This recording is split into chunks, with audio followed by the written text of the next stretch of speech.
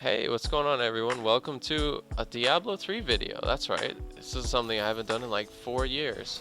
I looked on my channel the last time I uploaded a D3 video and it's almost 4 years.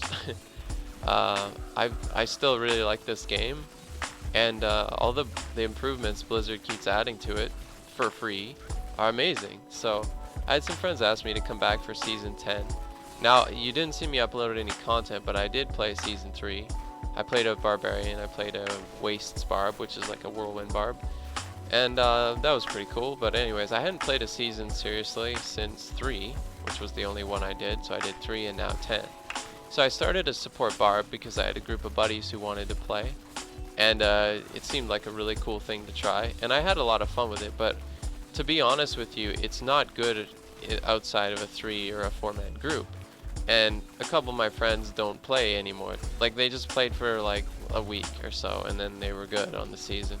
And I still play a bit, so I was like, well, I'll just like roll another character real quick and my buddy will power level me, and we'll just like use blood shards to get gear. So I focused on the demon hunter for solo and for twos. And this Shadow's Coil set or whatever it is, I just call it the Impale set. I don't actually know the name. My apologies. But anyways, this set, back when last time I checked on this set, its bonuses were all really bad. Like, Blizzard completely reworked the set. And not only did they make it really cool in the fact that you're kind of like a melee kind of assassin demon hunter that throws knives and stuff, is that it's like really, really viable. It's like the top spec on seasons for soloing. And it's also really good in groups with its massive damage to a single target.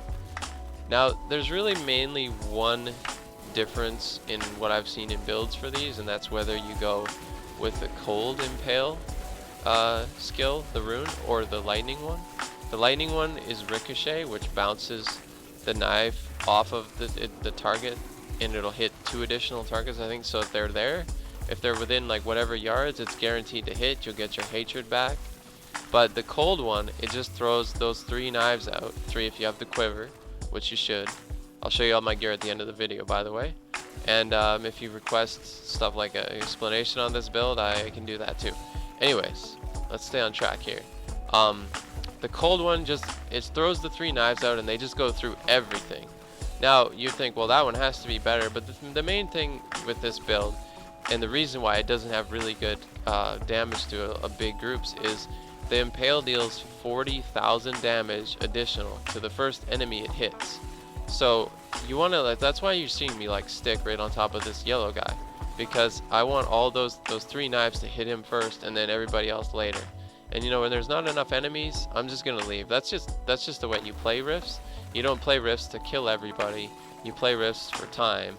And if it's not worth your time to kill stuff, you just move on and try to find a blue group, because blue groups are your favorite thing is this spec, because you can take them down quickly and they'll give you Bane of the Powerful, which you should run. I'd recommend that, which is a 25 damage boost, or 20, to everything, which allows you to take out, say, white's easier, yellow's easier.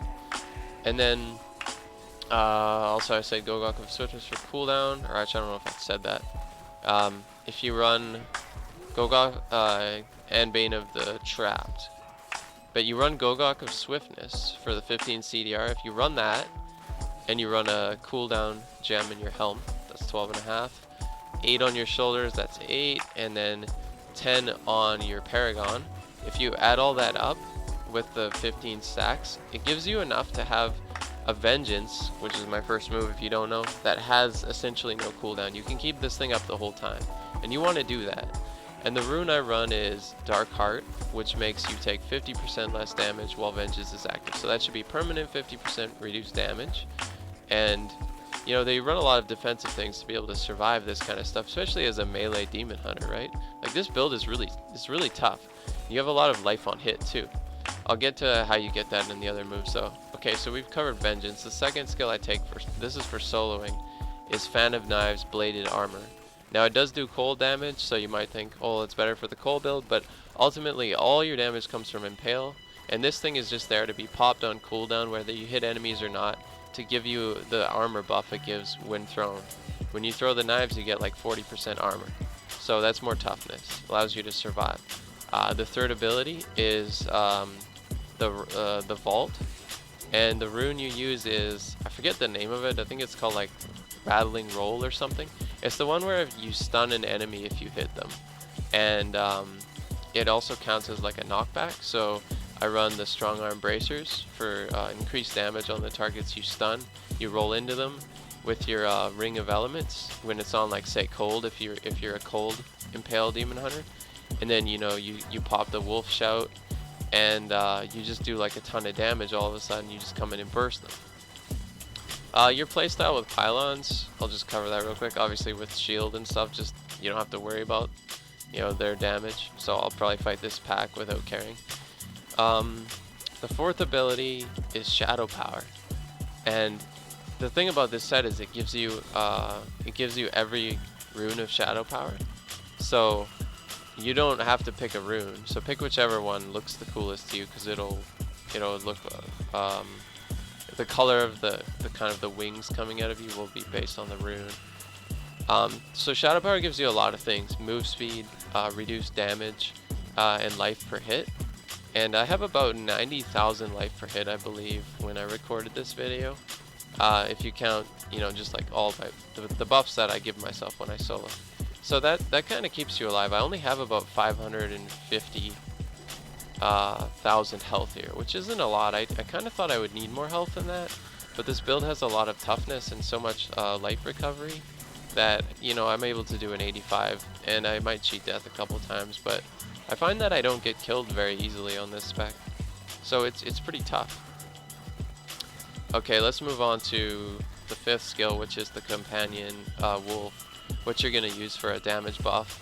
Ideally when your ring's on the elements you do the most damage with, like cold or lightning, and it gives you a pet that the enemies might fight. It does a minuscule amount of damage, but it's there. Or you could use Mark for Death. That's another option. I've seen people use that. And I'd probably say the Valley of Death one, just put that down on your target when you go to assassinate them. It's like an assassin build. You'll see that I'll often skip, small groups. And like maybe I'll fight this group of whites here. But if it's too small, why bother fighting it?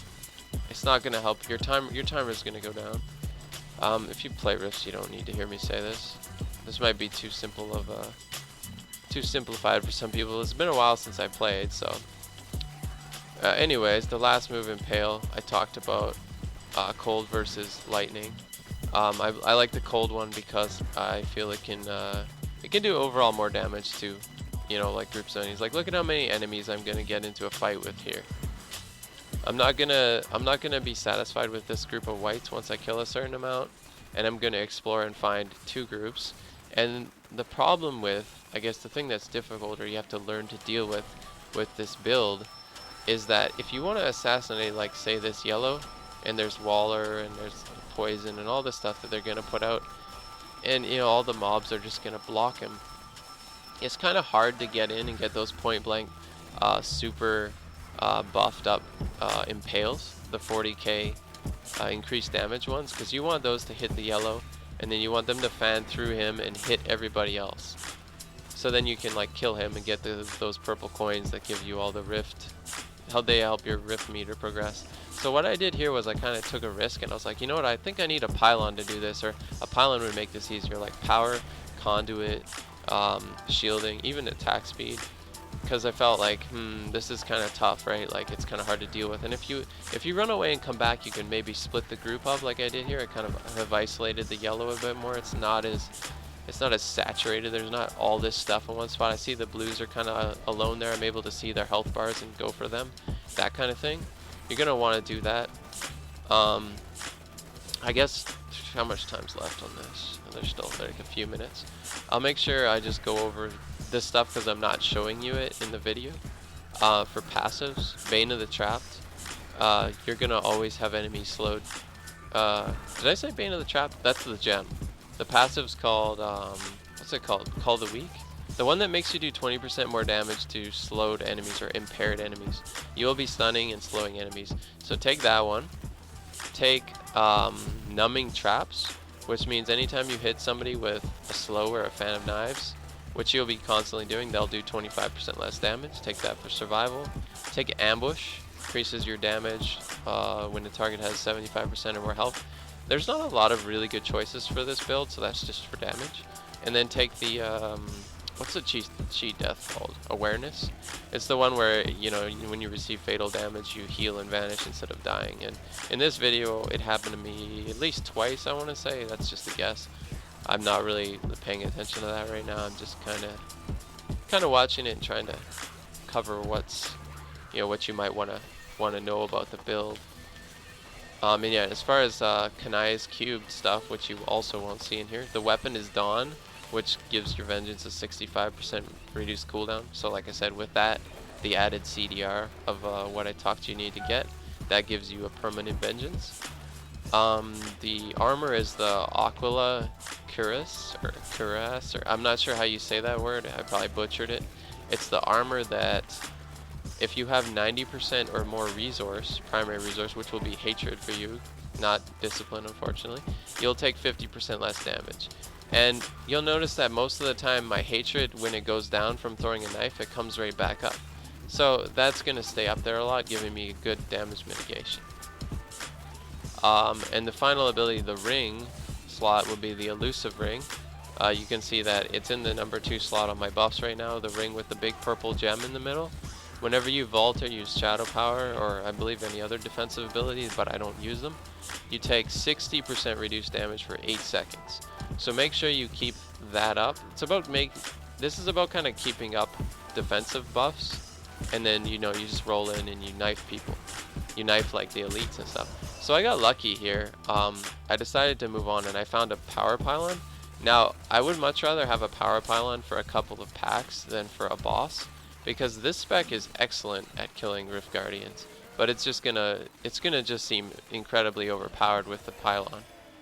So that was pretty good. It managed to allow me to, on my first tier 85, make the top 1,000. So I'll just check that out here.